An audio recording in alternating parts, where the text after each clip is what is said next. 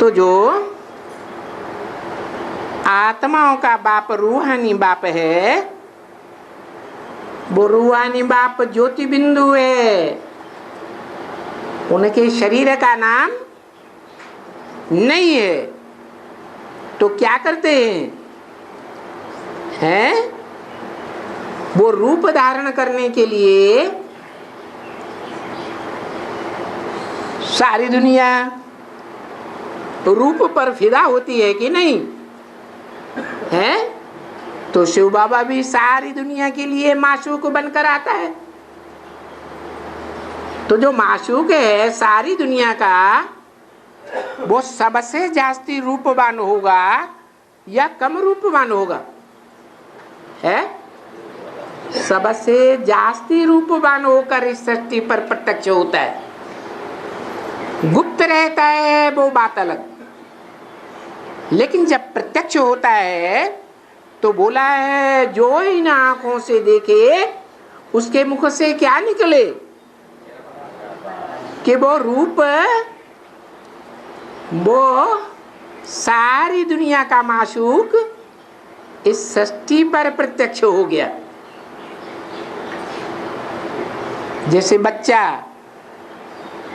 गर्भ में होता है तो प्रत्यक्ष नहीं होता है।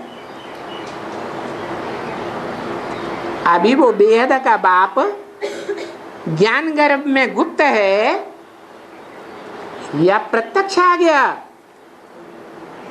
है? गुप्त है। इसीलिए आज बच्चों को निश्चय होता है और कल अनिश्चय पैदा होने लगते हैं। बच्चा जब पैदा होता है दुनिया में तो जो देखेगा सब कहेंगे ना बच्चा आया, कि नहीं कहेंगे? जो आंखों से देखेंगे, जो कानों से उआ उआ की आवाज सुनेंगे तो क्या कहेंगे? इस घर में बच्चा आया। तो ऐसे ही वो जो दुनिया का सबसे बड़ा रूपवान है शिव बाप, वो किसमें आकर के प्रत्यक्ष होता है? अरे उसको शरीर चाहिए या नहीं चाहिए?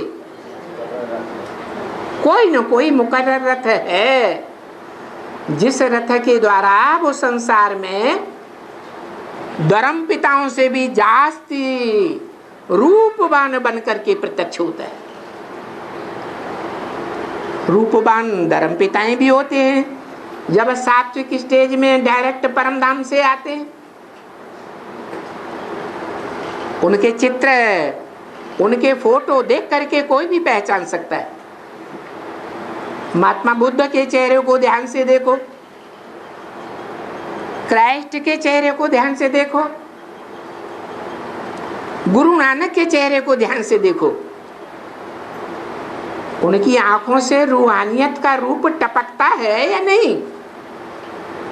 दिखाई देता है? दिखाई देता है। तो वो तो हद के धर्म पिताएं,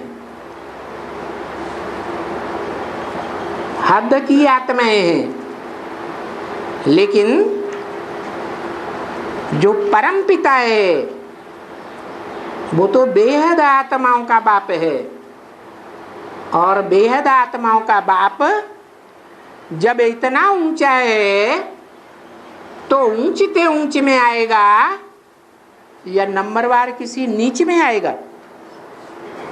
है ऊंचते ऊंच में आएगा। सतयुग में 9 नारायण होते हैं।